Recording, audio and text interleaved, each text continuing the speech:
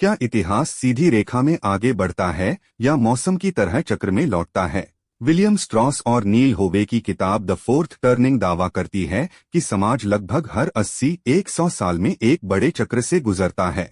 उनका मॉडल लोकप्रिय भी है और विवादित भी, इसलिए इसे भविष्यवाणी नहीं, एक फ्रेमवर्क की तरह समझना जरूरी है। किताब का मूल विचार है सेक्लम, करीब एक सदी लंबा सामाजिक चक्र, जिसे 4 चरणों या टर्निंग्स में बांटा गया है। पहला चरण है हाई। यह बड़े संकट या युद्ध के बाद का दौर होता है। संस्थाएं मजबूत होती हैं, सामूहिक लक्ष्य साफ होता है और समाज अनुशासन व स्थिरता को महत्व देता है। उदाहरण के तौर पर दूसरे विश्व युद्ध के बाद का अमेरिकी दौर। दूसरा चरण है अवेकनिंग। यहाँ लोग व्यवस्था से उबने लगते हैं। व्यक्तिगत स्वतंत्रता, पहचान और आंतरिक बदलाव पर जोर बढ़ता है। सांस्कृतिक विद्रोह और वैचारिक आंदोलनों का समय। तीसरा चरण है अनरावलिंग। संस्थाओं पर भरोसा घटता है, सामाजिक सहमति टूटती है और व्यक्ति केंद्र में आ जाता है। व्यवस्था चलती रहती है लेकिन अंदर से ढीली पड़ने लगती है। चौथा चरण है क्राइसिस, जिसे लेखक फोर्थ टर्निंग कहते हैं।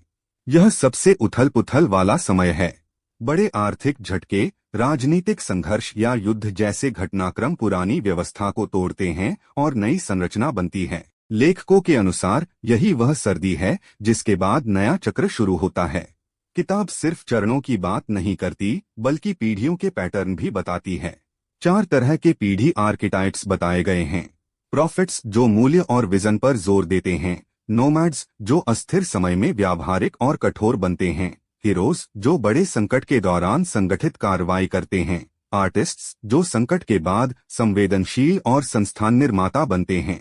लेखकों का तर्क है कि ये पीढ़ियां बारी बारी से आती हैं और हर टर्निंग में अलग भूमिका निभाती हैं। किताब के समर्थक कहते हैं कि यह मॉडल इतिहास के पैटर्न समझने में मदद करता है। आलोचक कहते हैं कि यह बहुत सामान्यीकृत है और जटिल घटनाओं को जबरन चक्र में फिट करता है।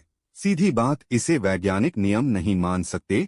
यह एक इंटरप्रेटिव थ्योरी है, न कि पक्का भविष्य कैलेंडर। लेखकों ने संकेत दिया था कि 21वीं सदी की शुरुआत एक नए संकट काल की ओर जा सकती है। कुछ लोग 2008 की मंदी या बाद की वैश्विक अस्थिरता को उससे जोड़ते हैं, लेकिन यह व्याख्या है, प्रमाण नहीं। इस किताब की असली वैल्यू भविष्य बताने में नहीं बल्कि यह सिखाने में है कि समाज बदलता कैसे है, पीढ़ियां अलग तरह से क्यों सोचती हैं और संकट अक्सर अचानक नहीं, धीरे धीरे बनते हैं। अगर आपको इतिहास, समाज और पीढ़ीगत बदलाव के बड़े पैटर्न समझने में दिलचस्पी है तो द फोर्थ टर्निंग पढ़ने लायक है, बस इसे अंतिम सत्य मत मानिए। आप क्या सोचते हैं, क्या इतिहास सच में चक्र में चलता है या हम पैटर्न देखने की आदत के शिकार हैं? कमेंट में बताइए। वीडियो पसंद आया हो तो लाइक करें, शेयर करें और चैनल को सब्सक्राइब करना न भूलें। मिलते हैं अगले वीडियो में।